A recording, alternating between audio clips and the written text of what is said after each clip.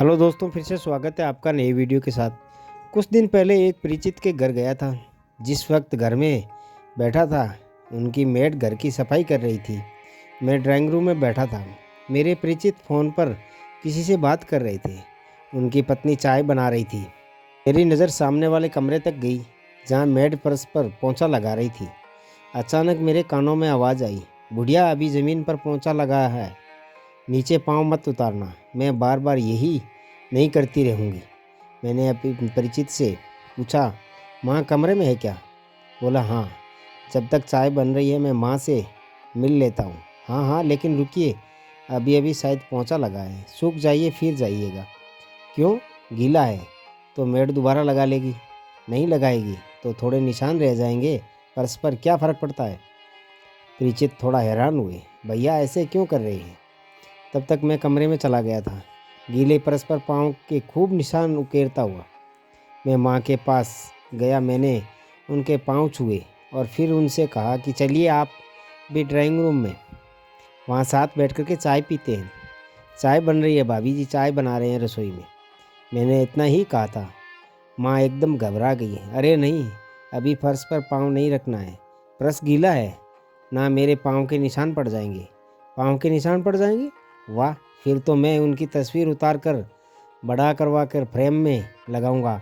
आप चलिए तो सही। पर माँ बिस्तर से नीचे नहीं उतरी थी। उन्होंने कहा कि तुम चाय पी लो बेटा। तब तक मैं परिचित भी माँ के कमरे में आ गए थे।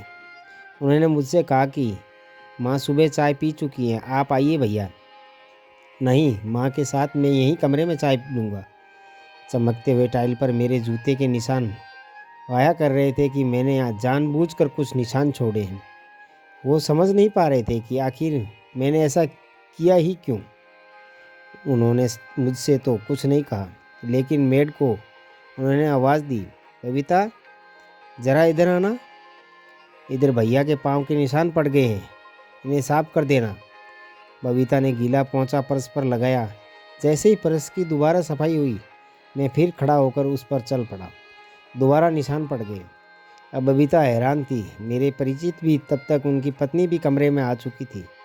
उन्होंने कहा, भैया आइए चाय रखिए। मैंने परिचित की पत्नी से कहा कि बुढ़िया के लिए चाय यहीं दे दीजिए। मेरे परिचित ने मेरी ओर देखा। मैंने कहा, हैरान मत होइए। वो चुप थे।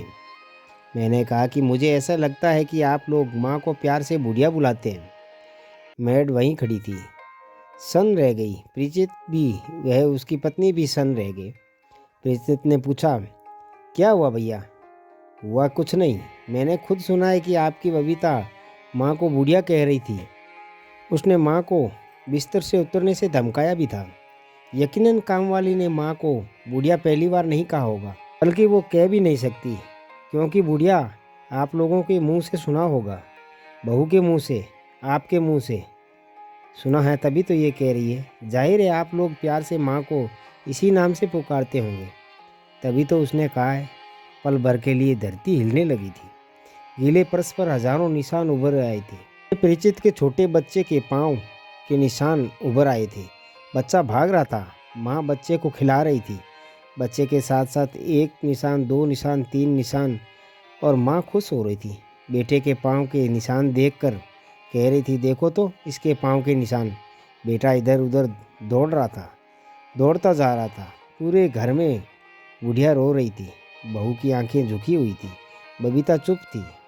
भैया गलती हो गई, अब नहीं होगा ऐसा। भैया बहुत बड़ी भूल थी मेरी। मेरे परिचित अपनी आंखें पोंछ रहे थे। मैं चल पड़ा, सिर्फ इतना कहकर कि आंखें ही पोंछनी चाहिए, उस फर्श को तो चूम लेना चाहिए जहां माँ के पाँव के निशान पड़े हो। तो दोस्तों, ये कहानी आपको कैसी लगी हमें कमेंट बॉक्स में ज़रूर बताना, और फिर मिलते हैं नए वीडियो के साथ। तब तक के लिए अपना ख्याल रखना, मुस्कुराते रहना। धन्यवाद।